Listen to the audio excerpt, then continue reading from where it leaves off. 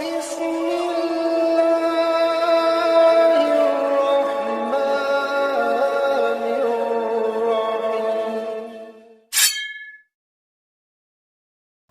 بسم الله الرحمن الرحيم سبحانك لا علم لنا إلا ما علمتنا إنك أنت العليم الحكيم اللهم أخرجنا من ظلمات الوهم وأكرمنا بنور الفهم وافتح علينا بمعرفة العلم وحسن أخلاقنا بالحلم وسهل لنا أبواب فضلك وانشر علينا من خزائن رحمتك يا أرحم الراحمين اللهم أستودعك مما علمتني فردده إلي عند حاجتي إليه ولا تنساني يا رب العالمين وصلى الله على سيدنا محمد وعلى آله وصحبه وسلم والحمد لله رب العالمين. Walhamdulillah, pada malam hari ini kita masih diperkenankan oleh Allah Subhanahu wa taala untuk bermuajahah melanjutkan bahasan dalam kitab Bulughul Maram, yakni hadis dari Abi Hurairah. An Abi Hurairah radhiyallahu taala anhu anna Nabiy sallallahu alaihi wasallam qala man adraka min as-subhi rak'atan qabla an tatlu'a asy-syams faqad adraka as-subh wa man adraka rak'atan min al-'asr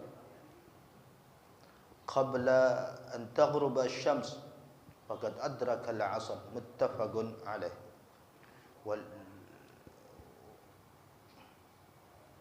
ولمسلم عن عائشة رضي الله عنها نحوه وقال سجدة بدل ركعة ثم قال والسجدة إنما هي الركعة. Dari Abi Hurairah radhiyallahu taala anhu anna Nabi sallallahu alaihi wasallam, bahwasanya Rasul Nabi sallallahu alaihi wasallam bersabda, man adraka minas subh raka'atan, barang siapa yang sempat mendapatkan satu rakaat salat subuh qabla an tatlu'a asy-syams, sebelum terbit matahari, faqad adraka as-subh, berarti dia telah mendapatkan salat subuh. Wa man adraka raka'atan minal 'asr, dan barang siapa yang mendapatkan satu rakaat dari salat asar qabla an taghruba asy-syams, sebelum terbenam matahari, faqad adraka al-'asr, berarti ia telah mendapatkan salat asar.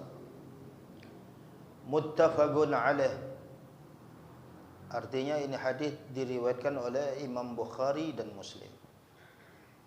Ada lafaz dari Muslim dari Aisyah radhiyallahu anha nahwu wa qala sajdatan. Dalam kalimat, dalam hadis tersebut disebutkan sajdah badal raka'ah, pengganti daripada kalimat raka'ah. Qala wasajda, dan dikatakan wasajda innama hiya ar-raka'ah, yaitu kalimat sajadah, yaitu bagian daripada raka'ah. Al-ma'na al-ijmali, makna secara umum hadis ini, artinya fadlallah ala ibadihi azimun wa nawaluhu imim. Anugerah Allah kepada para hambanya ini amatlah besar, dan pemberiannya mencakupi seluruh makhluk. Imtanna Allah subhanahu wa ta'ala 'alal musallin, Allah subhanahu wa ta'ala memberikan satu anugerah kepada orang-orang yang mengerjakan salat, bi anna man adraka raka'a minas salat fi waqtiha, artinya siapa yang sempat mendapatkan satu rakaat salat yang masih dalam waktunya, kemudian dia melanjutkan salat tersebut,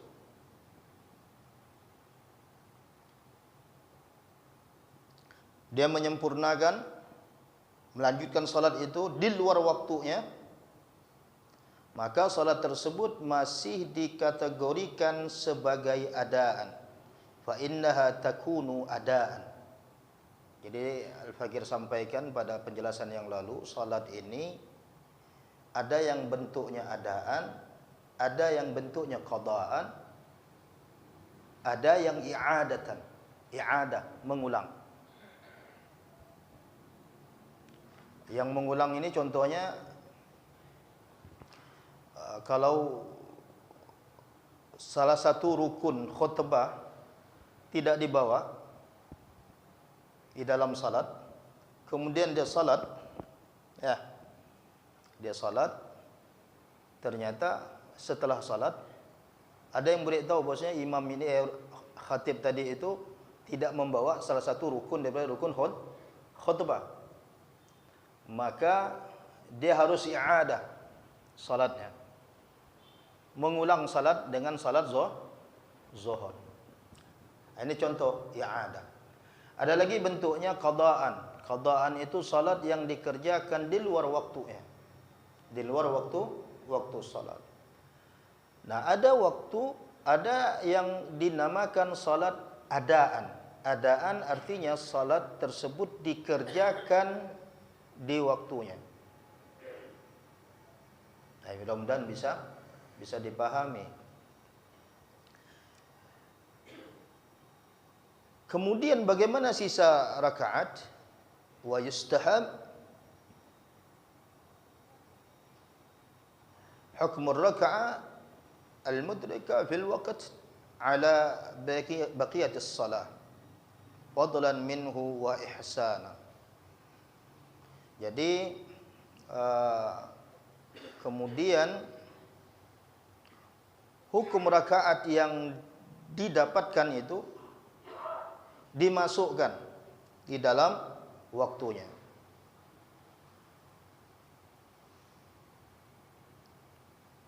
Fil waqti ala baqiyatis salah, dimasukkan dalam waktunya, dan ini merupakan anugerah dari Allah Subhanahu wa taala dan kebaikan dari Allah Subhanahu wa taala untuknya. Kemudian bagian rakaat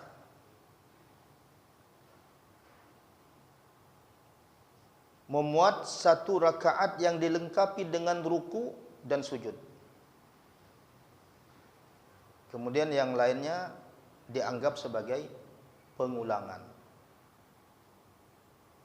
Namun jika seseorang hanya sempat mendapatkan sebagian satu rakaat, seperti satu kali sujud atau mengangkat kepala dari rukuk, maka bagian ini tidak memperoleh keutamaan tersebut. Nanti Al-Fakir sampaikan, jelaskan. Artinya, jika seseorang masbuk, ya, ini bicara tentang salat yang masbuk. Dia masuk, kemudian dia mendapatkan imam sudah rakaat kedua. Sudah rakaat kedua dalam salat subuh.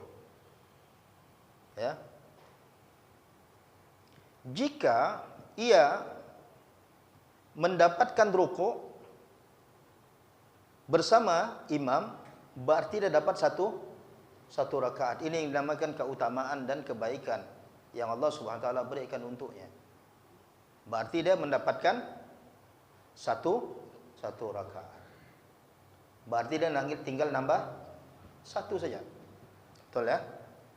Kemudian bagaimana jika ia mendapatkan imam sudah rukuk, sedang i'tidal? Ya.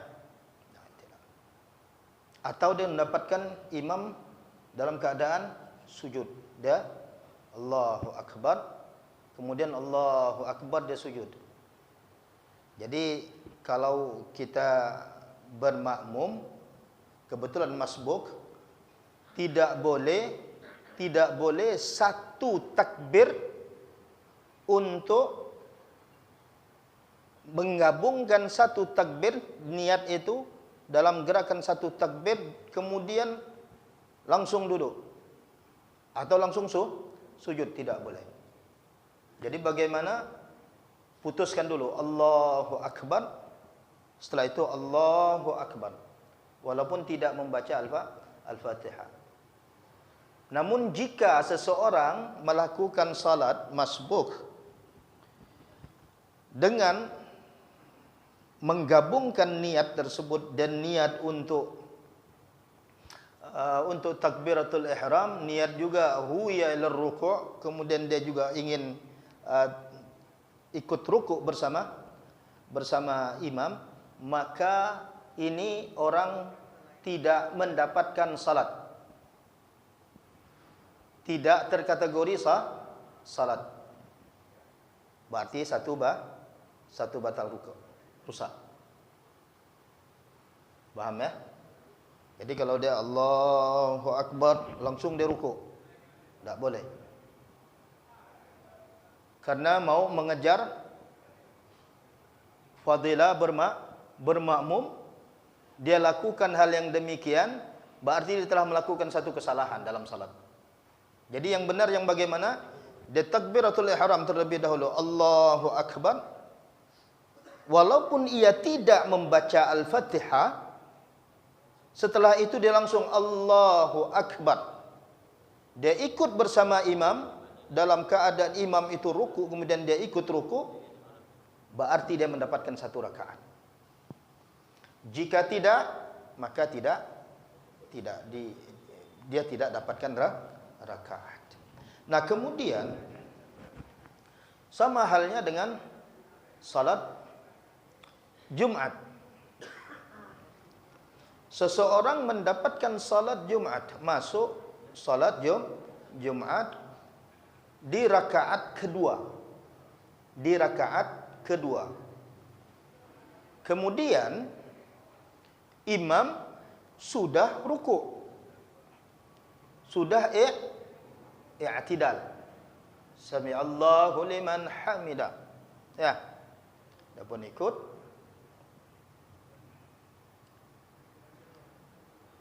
Apakah orang ini menambah dua rakaat atau dia menambah zuhur, mengulang zuhur? Maka otomatis salatnya itu dia harus lakukan 4 rakaat. Karena dia sudah tidak mendapatkan lagi salat bersama imam di salat Jumat tersebut, maka orang ini harus menambah 4. Kalau ia mendapatkan satu rakaat bersama imam di dalam salat Jumat tersebut, berarti hanya menambah satu saja. Paham ya? Mudah-mudahan dipahami. Nah, jadi kalau memang seseorang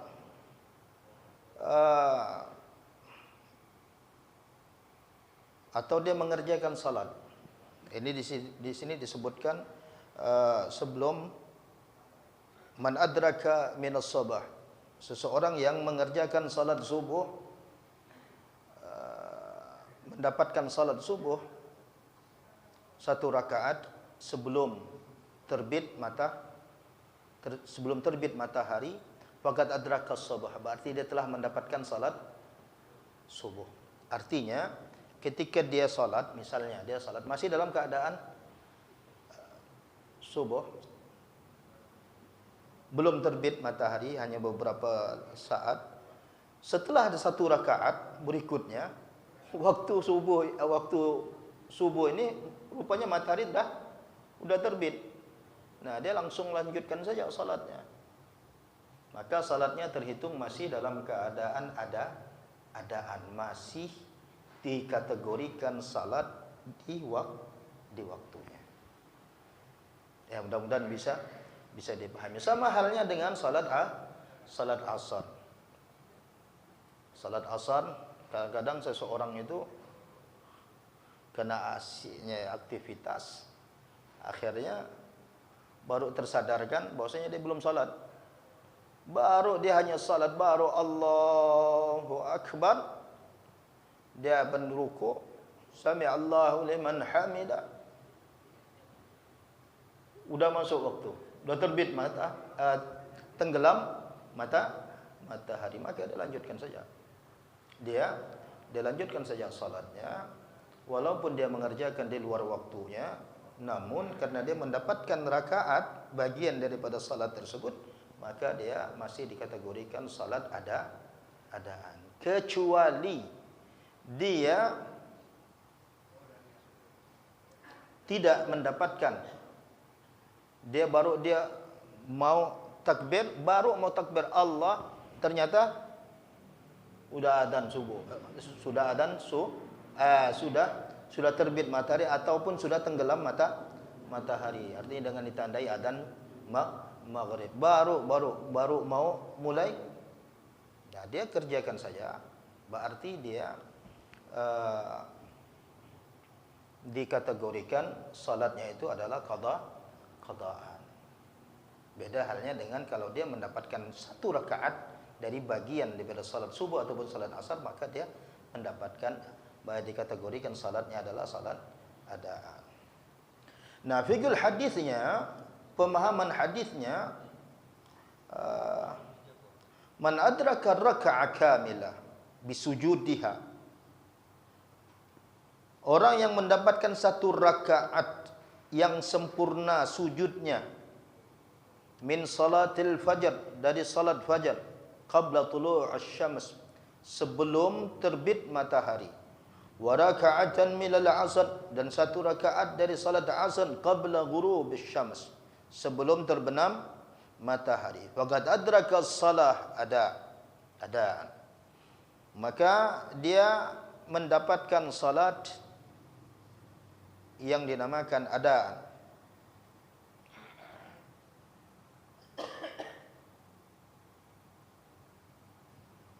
Wa alaihi ayyutimma baqiyah, kemudian dia harus melanjutkan sisa salatnya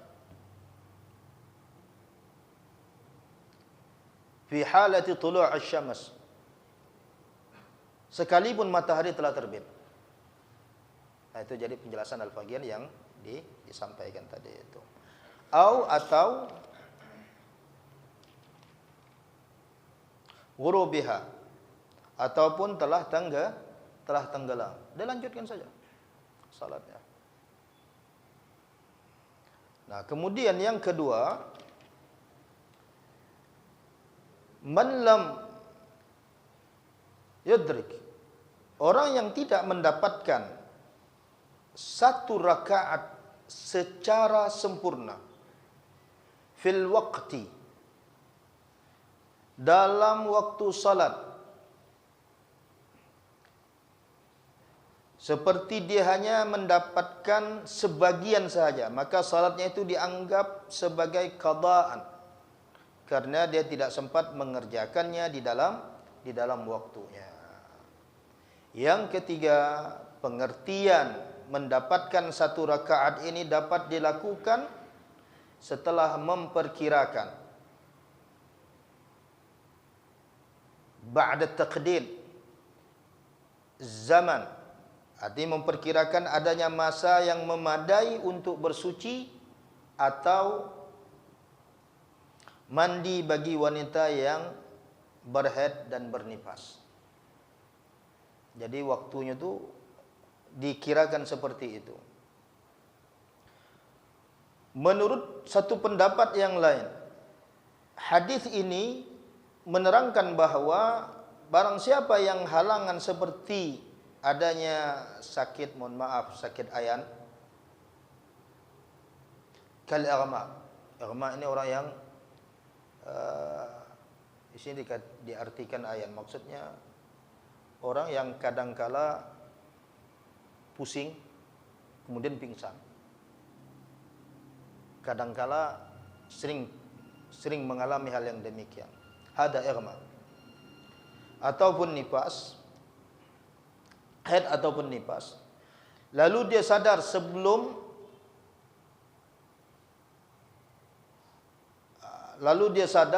suci sebelum waktu salat berakhir, maka dia cukup, misalnya ada waktu yang cukup untuk mengerjakan 1 rakaat saja, setelah memperkirakan adanya waktu yang memadai untuk bersuci secara sempurna, maka salat tersebut tetap wujud di dalam tanggungan orang yang sudah tidak mempunyai halangan tersebut. Baik masih dalam kategori adaan ataupun qadaan. Jika tidak ada memadai waktu, mengerjakan 1 rakaat secara sempurna sesudah memperkirakan waktu untuk bersuci, maka kewajiban salat digugurkan atas orang yang mempunyai halangan-halangan tersebut. Fa inna as-salat tasqut an arbabil mawani al-madhkurah. Nah, inilah keterangan yang bisa disampaikan mengenai hadis dari Rasulullah sallallahu alaihi wasallam.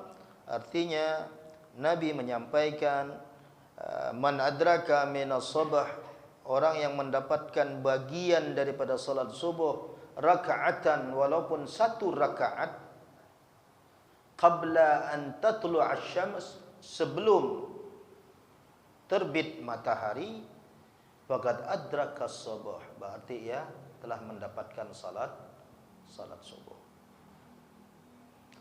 Kemudian Nabi juga menyampaikan, wa man adraka raka'atan minal 'asr, orang yang mendapatkan 1 rakaat daripada salat asar, qabla an taghruba asy-syams, sebelum terbenam matahari, faqad adraka al-'asr, berarti dia sama dengan halnya dia telah mendapatkan salat asar. Artinya dikategorikan dia salat itu masih dalam bentuk adaan. Ya, mudah-mudahan bisa dipahami penjelasan ini. Sekali lagi Al-Fakir sampaikan bahwasanya salat ini terbagi 3 bagian. Ada yang dinamakan adaan, ada yang dinamakan qadaan, ada yang dinamakan i'adatan. Artinya mengulang salat. Nah, mungkin ada yang ingin ditanyakan, fa'alaikum yatafaddalu. Maka ana persilahkan. Jadi untuk pertanyaan yang pertama mengenai salat qabliyah Jumat, ikhtilaf di kalangan ulama. Nanti insyaallah setelah ini ada penjelasan yang real dari jawaban atas pertanyaan yang setelah hadis ini akan ada jawaban. Namun saya katakan fi khilaf, di dalamnya ada perselisihan. Ada yang menyatakan bahwasanya sebelum di salat saja, kalau ada yang berpendapat seperti itu, ada yang salat sunnah saja. Sunnah dikategori salat sunnah mutlak. Ada yang mengatakan ada dengan dalil-dalil yang dikemukakan. Fihi khilaf. Terjadi perselisihan di kalangan ulama mengenai tentang salat qabliyah Jumat. Nah, kemudian juga nanti akan dijelaskan dalam hadis berikutnya untuk kesunahan salat Jumat ba'diyahnya itu, yaitu dikerjakan 4 rakaat dengan 2 kali salam. Jadi sunnahnya bukan lagi 2 rakaat, tapi 4 rakaat dikerjakan dengan 2 kali salam. Itu yang maktub yang dibahas oleh para ulama. Kemudian yang kedua, itu saja. Hanya itu saja pertanyaannya. Ya, qabliyah Jum'ah. Ya, qabliyah Jum'ah fihi khilaf. Di dalamnya ada perselisihan di kalangan ulama mengenai ada dan tidaknya. Namun dalam kitab ini nanti akan dijelaskan dan nanti kita akan masuk dalam bab itu. Kemudian Al-Faqir ingin sampaikan inna lillahi wa inna ilaihi raji'un, telah meninggal dunia salah seorang jamaah kita, yaitu akhina Mukhtar, muadzin Masjid At-Tawabin. Al-Faqir dapat kabar barusan dari beliau. Nah, untuk itu kita doakan mudah-mudahan Allah Subhanahu wa taala menerima segala amal ibadah beliau. Allah ampunkan segala dosa-dosa dan khilaf beliau. Allah Subhanahu wa taala gugurkan dosa-dosa beliau.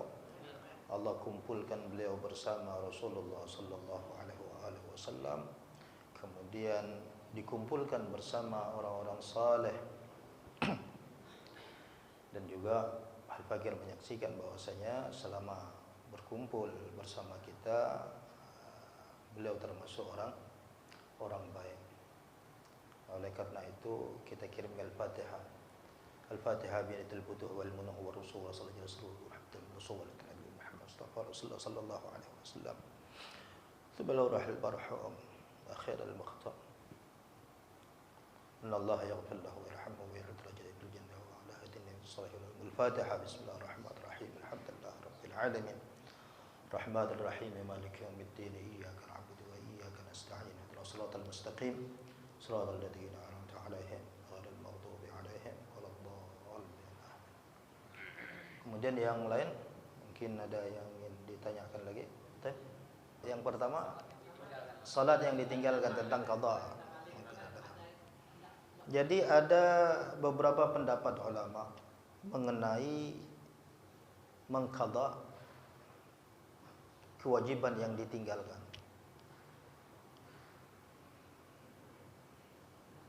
Dalam mazhab Imam Syafi'i, maka kita wajib untuk mengganti atau mengqada salat yang ditinggalkan. Bagaimana caranya? Caranya itu untuk waktunya bebas. Namun ada lagi yang mengarahkan bahwasannya hendaknya setelah salat zuhur dia salat lagi, salat asar dia salat lagi, dia salat maghrib dia salat lagi, salat maghrib untuk mengganti. Namun ada pendapat ulama yang kontemporer seperti Syekh Yusuf Al-Qaradawi dan lain sebagainya, jika memang sudah dia lakukan semampu dia, semampu, misalnya ada dia pernah meninggalkan puasa, ya kadang-kadang berbarengan tuh, puasa pun tidak dikerjakan. Kalau salat ditinggalkan biasanya puasa pun tidak dikerjakan. Nah, kalau memang dia cukup dengan dia bertobat kepada Allah Subhanahu wa taala atas kesalahan, kekhilafan yang telah dia lakukan selama dia baligh, ada yang mengatakan cukup. Namun penekanan dalam mazhab Imam Syafi'i harus kita lakukan semampu kita. Semampu kita untuk mengerjakannya. Karena diibaratkan berhutang dengan Allah dan berhutang dengan manusia. Kalau kita berhutang dengan manusia harus kita bayar, berhutang dengan Allah lebih perlakuannya. Karena itu kewajiban yang harus kita laksanakan. Nah, kemudian masalah kalimat sayyidan juga fihi khilaf. Jadi yang mengatakan, yang menggunakan kalimat sayyidina boleh, yang tidak juga boleh, tidak masalah. Allahumma salli ala Muhammad wa ala ali Muhammad, boleh. Allahumma salli ala sayyidina Muhammad wa ala ali sayyidina Muhammad, boleh. Kenapa? Karena yang berpendapat tidak menggunakan sayyidina berdasarkan dari zahir hadis. Karena hadis tidak ada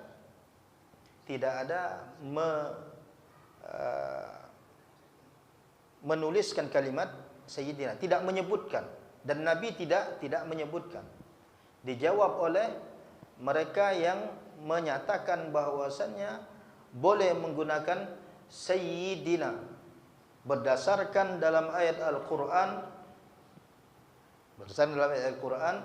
di mana Allah Subhanahu wa taala menjuluki salah satu nabinya dengan julukan sayyidan wa hasura.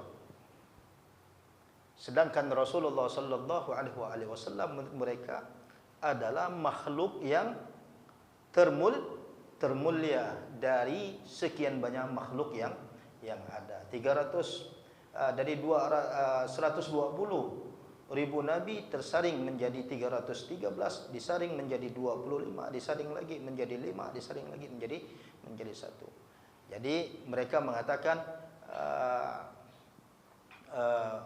boleh dan tidak merusak salat tersebut, karena julukan yang disematkan kepada Rasulullah sallallahu alaihi wasallam dengan sayyidina, itu lebih berhak disandang oleh Rasulullah sallallahu alaihi wasallam.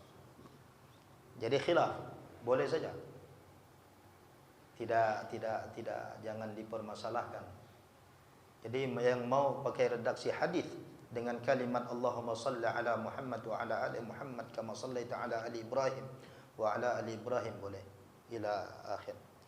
Atau mau pakai dengan menyematkan kalimat sayyidina juga boleh. Mudah-mudahan bisa dipahami.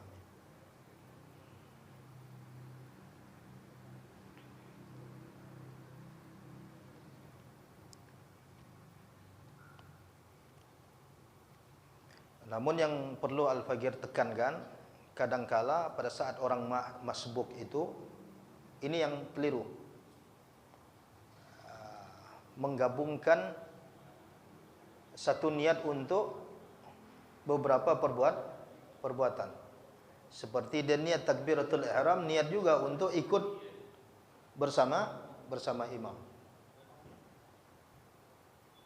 Yang sering kita temukan pada saat imam itu sedang ruku, dia baru datang, dia buru-buru dari wuduk itu. Kadang-kadang wuduknya pun kurang sempurna demi untuk mendapatkan hadir ruku bersama imam. Akhirnya kacau wuduknya. Dia bergegas, kemudian dia satu kali takbir Allahu Akbar, dia langsung. Nah, maka ini berarti dia tidak mendapatkan rakaat salat. Jika itu dilakukan, orang ini tidak mendapatkan rakaat salat. Jadi bagaimana? Tenangkan saja. Kata Rasulullah, selesaikan wudukmu, kemudian kau berjalan dengan tenang. Apa yang kau dapat, berapa yang kau dapat dari rakaat salat, kamu ikuti. Kemudian nanti yang kurang sempurnakan. Jadi kita ini hendaknya ikut tuntunan dari Rasulullah sallallahu alaihi wasallam, dan Rasulullah telah sampaikan kepada kita bagaimana cara kita salat, cara berwudu, semua. Jadi tidak ada satu ajaran yang begitu sempurna selain dalam Islam.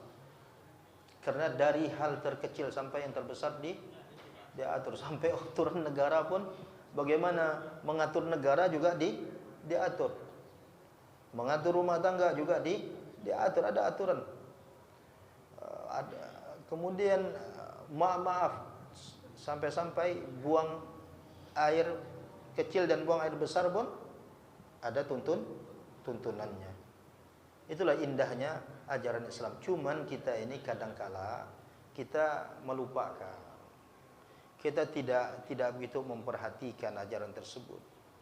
Nah, akhirnya kita tersesatkan. Kalimat dalam bahasa itu kalimat thayyib itu tidak hanya baik. Kalimat thayyib itu tidak hanya kalimat yang baik, tapi juga harus bermanfaat, harus halal. Bersih belum tentu suci. Sesuatu yang bersih belum tentu suci. Betul tak? Paham ya maksud saya? Sesuatu yang bersih belum tentu suci. Sesuatu yang baik belum tentu halal.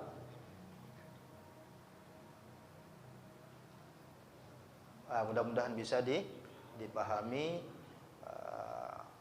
Sekali lagi, kami atas nama jamaah masjid mengucapkan turut berduka atas meninggalnya saudara kami Pak Mukhtar. Mudah-mudahan Allah Subhanahu wa taala menerima segala amal ibadah beliau, mengumpulkan beliau bersama orang-orang saleh, bersama Rasulullah sallallahu alaihi wasallam. Kemudian Allah mengampuni salah dan khilaf beliau selama beliau berada di kehidupan dunia ini. Ya, semuanya ada waktunya. Ya, dan kita insyaallah akan menyusul nanti. Artinya tiket ini sudah kita pegang, tinggal menunggu keberangkatan saja. Sebaik-baik perbekalan kata Allah Subhanahu wa taala, wa tazawwadu fa inna khairaz zadi taqwa. Sebaik-baik perbekalan adalah takwa. Takwa itu apa? Takwa hahuna kata Rasulullah di hati. Mudah-mudahan majelis kita ini senantiasa diliputi oleh rahmat oleh Allah Subhanahu wa taala. Mudah-mudahan kita semuanya dalam keadaan lindungan Allah Subhanahu wa taala. Mudah-mudahan apa yang menjadi rutinitas kita ini bernilai ibadah di sisi Allah Subhanahu wa taala. Subhanakallahumma wa bihamdika asyhadu an la ilaha illa anta astaghfiruka wa atubu ilaih. Assalamualaikum warahmatullahi wabarakatuh.